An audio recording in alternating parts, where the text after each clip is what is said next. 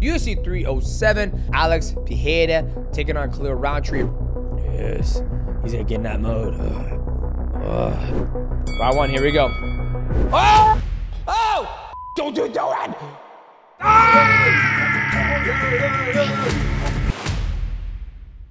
What's going on, ladies and gentlemen? Welcome back to the channel. We're here for the live instant reaction of UFC 307. Alex Pereira taking on Khalil Rountree. Right now, we got Stephen Wonderboy Thompson taking on Joaquin Buckley. Wonderboy is always so damn quick with that bladed stance, that karate stance. Man, it's so hard to get to Wonderboy. Like, a lot of people don't realize how tall and how good he is with that back foot, even though he's older. I mean, he's got that salt and pepper wisdom going on right now. He's 40 years old. Okay, again, still keeping that same stance. That's one thing you respect about Wonderboy, is that he always keeps that same type of rhythm, that same type of bladed stance, using the kicks to kind of confuse his opponents. But Joaquin is trying his best just to get across that distance, just to get to him. All right, that's into the second round. All right, we're going in. Joaquin needs this. He has to finish this fight. Right, Michael? You agree with me? He has to finish this fight? Yep. All right. All right, here we go, round three. He's getting Wonderboy to the cage, but he's not able to finish when he gets in there. Oh, shit! Oh, you see that, Michael? Oh my God, damn. The way when he hit him, he slept too. He went, boom. Good for Joaquin Buckley. That train keeps on going. Good for him, man. Woo. Shit, we called that one, boys. We called that. We picked Joaquin Buckley on that one. Start on for the good night. All right, here we go, boys. Julian Pena taking on Raquel Pennington. Oh, shit! Ooh, that was her chance to win that fight right there. Oh, take that. Like, look how she's fighting. She's like this. I'll give it to Raquel Pennington, but I think that was a huge missed opportunity for Julian Pena. You clearly have the advantage on the ground and taking somebody out, and not a one double leg takedown attempt. I bet you Valentina Shevchenko beats both of them. Yeah, I mean, the fight wasn't exciting. Your pick was right. Yeah, my pick was right, but I when I made that pick, I thought I was seeing more ferocious urgency in the takedown. Like, when somebody knows that you can take advantage of somebody in a spot in the fight, you would see them go for it more. But obviously, she's had so many injuries to her knees and her body. Like, that fight between her and Kayla Harrison is going to eat her ass up. Yes, he's going to get in that mode. He's got some dry ass eyes. Chiefs, get him. Round one, here we go. Oi, love that. Oi, love that shit. There you go, baby. Oh, it's almost there. He's almost there. Oi! If Khalil was a little bit longer, he would have connected already. Loving the movement from both those guys. The hardest thing is that Alex is so much taller, so he's missing inches. He's got to get closer in order to land those shots. Keep moving, keep moving. He's gonna walk it down. He's gonna walk. He's walking. Move, move, move, move, move, move. Woo! That was a good round. That was a good fucking first round. I think the biggest thing we take out of this first round is someone who's actually not scared to exchange. When you look at Khalil, his hand placements are way better than a lot of the people that Alex's spots. Round two. No, no, no. Keep moving, keep moving, keep moving, keep moving. His distance is better than yours right now. See, that's one thing that Alex does so well. He slowly inches himself into that right distance in the void. Look how close he is. He has thrown a strike there. Oh! Oh! Stay on it! Stay on it! Stay on it! Oh, fuck! Don't do it! Oh! But he's just, the reach is so much harder for him to get past. Oi! There you go, baby. Okay. Shoo! Yeah, I'll go 2-0 Rountree. The one thing that Alex does very good is he gets there, he gets himself in that saddle position, then he waits, and he's wondering a response where he can counter. Round three. Oi! Ah, that hand.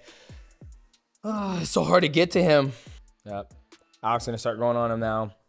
Look how fucking close he gets before he even hits. Yep. So he's going after him now. Fuck. Move, move, move, move, move. Ooh, that's a hard round for Khalil. Hard round. Alex in the third round was doing such a good job of just walking into that void and getting into a position where Khalil was almost hands are up, and you see Khalil go jab to the body and try to circle out. And Khalil's doing a good job of keep on moving when Alex gets super close. But that's when Alex gets in that spot. That's when Alex is dangerous. Round 4. You want to do Muay Thai, you get the chance to do it right now. And that's when that makes Piedra so much better. Once he feels like he's got you in something, he'll stick with it. Leg kick, the jab. Oh, yeah, that's what I was looking for the whole time. Yep, right there. That combination. Right there. He does it all the time when he spars. Right there. Right there. There it is again. Boy. Fuck. It's probably the end right here. Boo.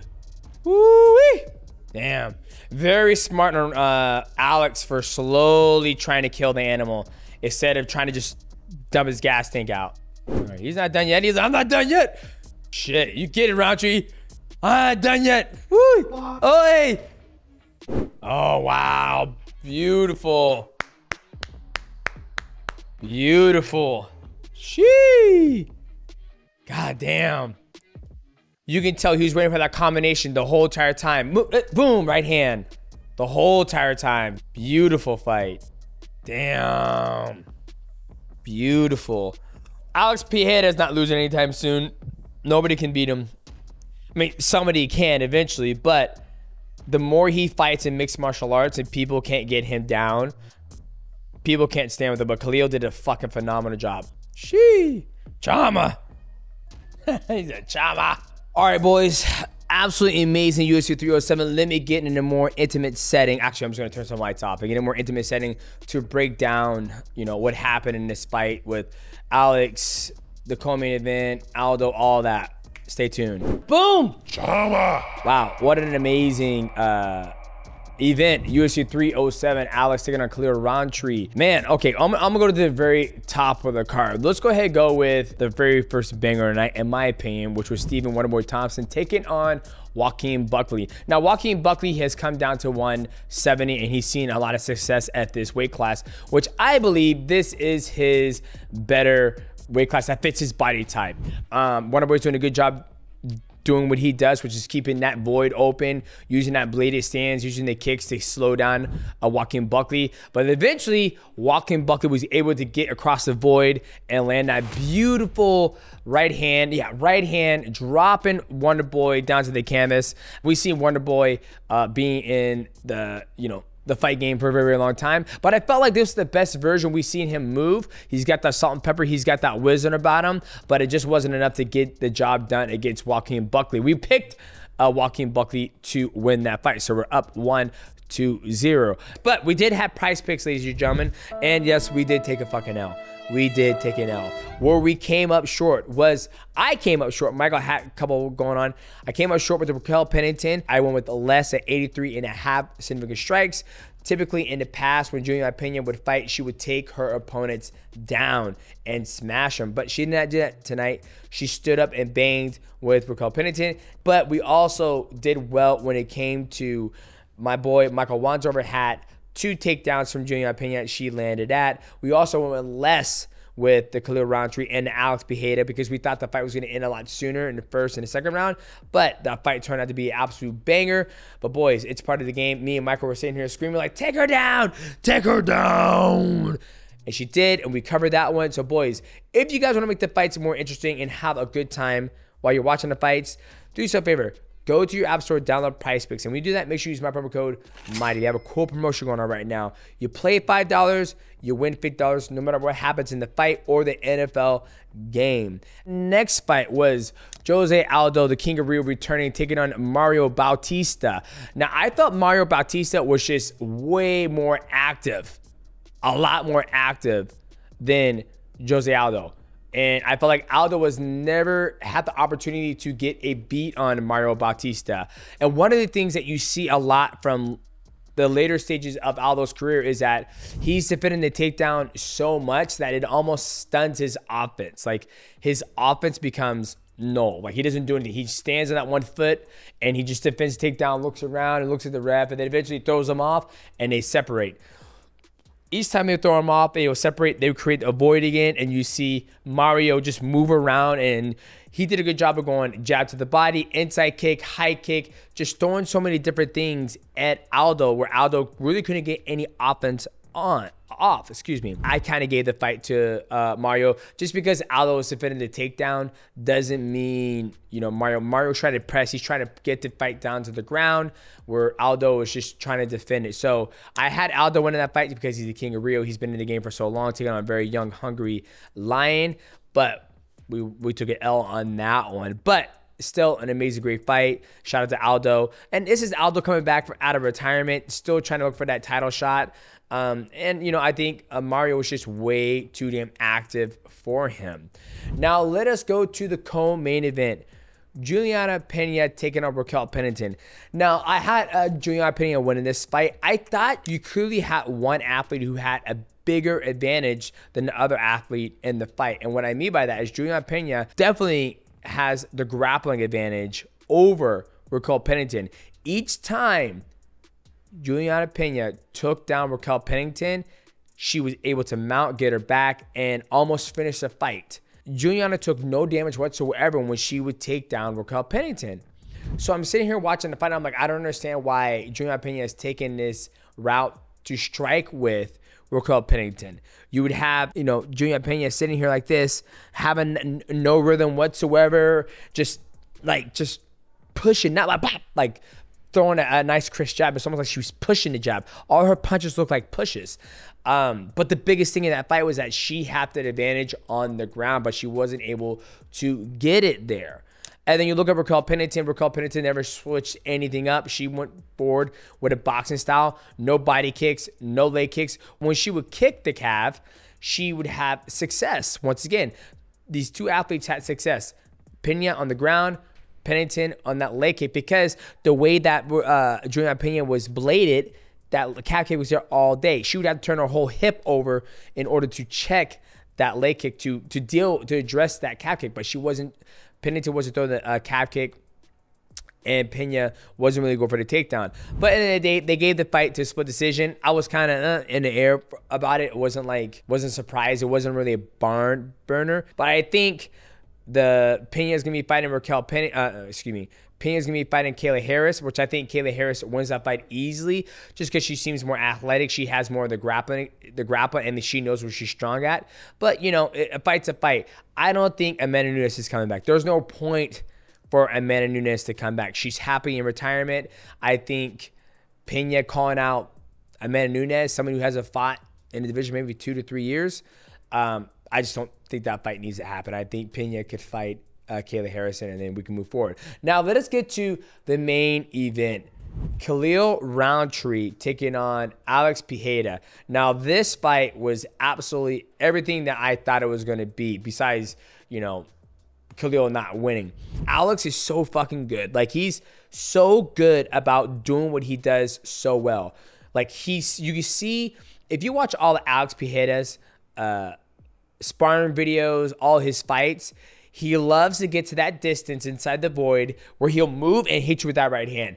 Even when he spars the boxers, even when he spars, not really Sean Strickland, because Sean Strickland likes to circle. Sean Strickland likes to circle. He likes to move circle. But if you go back and watch all his fights where he waits for people to throw that cross, he slips it, right hand goes right in, right hand, left hook. And you see the whole entire time in the fight, he wanted to get to that spot. He had a harder time getting to that sweet spot that he loves to get to, because Khalil Rountree, the man's, you guys gotta understand, when somebody spends a lot of time in Thailand and they're like, I just want to do Muay Thai, their stand-up is gonna be really, really good. You look at the guys at Alex's spot. Izzy Adesanya, very, very, very high level kickboxer. Khalil Rountree, I bet you if he just did pure kickboxing, he would be very, very high, because he spent a lot of time in Thailand where his hands are up. So each time Alex would throw that high kick, he would always do a nice, beautiful X block. X blocks, boom, here. That's a lot of things you didn't see from Yuri, or a lot of things you didn't see from Sean Strickland, because their hands are down here or here. They can't pop. You can't do that. That's traditional Muay Thai kickboxing. Now, moving forward, Khalil did a lot of things correct. He was blitzing across the void to get to Alex, but the biggest thing is that Alex had all the space to run back from the octagon, so he could pull his head back and have his hands up, and it will block all Khalil Rountree's hands. The second thing he did very well was he did a good job of not bringing his hands down when he threw a kick. He would always X block. He did the best he could to check that lead kick, but like I said, that's Alex's most dangerous weapon is that leg kick, because he gets to a point where he gets nice and close. You don't do anything, leg kick, leg kick. Leg kick. And I've been liking to see Alex do that push kick into the middle of the diaphragm. That also elicits a response from his opponent. Now let's talk about the finish. Like I said, when you watch Alex, he walks himself into a position into the side of the void where he gets super close to Khalil, and he didn't get a response from Khalil. Khalil will come up and Khalil will circle out. So Alex is like, okay, I'm going to get back there again. He gets there. No response. And then he starts doing that beautiful jab, jab, jab, jab, miss, right hand. Then once he jabs, miss, right hand, that's when the combination starts off. Beautiful left hook, uppercut, inside the middle, comes in with the knee. I mean, Alex is just so good about implementing his game plan with the kicks, the hands, the left hook, Chama. It's all good. He's just so fucking good. I felt that Khalil would be the only guy left in the division who would be able to beat him, because Khalil's stand-up is so good because he's trained in Thailand. Now, what is next for Alex Pereira? So, the next matchup for Alex Pereira is Magomed Ankalaev. He's fighting on the UFC 308, the Max Holloway taking on Ilia Topuria. If Ankalaev can get past that guy, he is going to be next for Alex Pereira. Now, I'm going to go with Alex winning that fight already, because I don't think Ankalaev has to stand up. Now, he does have the wrestling advantage, but it's going to be very hard for him. He has to go across the void to get to Alex. And when he goes across that void, he's going to have to deal with the calf kick, but he can also use that to take him down. And he's also going to have to deal with Alex's hands, left hook, and a jab and uppercut. So it's going to be a very, very tough fight. But I'm super excited to see what Alex does next. Do I want to see him go down and fight at middleweight against Dricus du Plessis? I don't want to see him go back down to 185. I think it's a hard cut on him. He's 37 years old. His body, he's getting older. It seems like he's being settled into this weight class. Now, do we want to see him go up to heavyweight? I think that'd be a fun fight to see him versus Tom Aspinall. I think that fight does way more views than Jones versus Stipe, my personal opinion. Just because, you know, John Jones, he's been out for a little bit. He had a pec injury. Stipe hasn't fought since he got knocked out by Francis Ngannou. And I think Alex is just a hot commodity right now. I love how everybody thinks that I'm always against Alex Pereira. I'm a big fan of the style he implements when he fights people. I want to see people expand their martial arts, meaning like double leg takedown. Very interesting beginning of the fight when he went up there and did that fucking Spartan push kick to the throat. Man, what an amazing fight. As always, I hope you guys enjoyed this breakdown of UFC 307 instant reaction. Shout out to Chama. Shout out to Khalil Rountree. Shout out to all the winners and all the losers tonight. Hope you guys have a good night. Stay healthy. Go to the bank, deposit a check. And we'll see you guys Monday for the void breakdown of some of the nice still pictures we're going to put together for you guys to show you what Alex Pereira did very well against Khalil Rountree. We'll see you guys at the next video.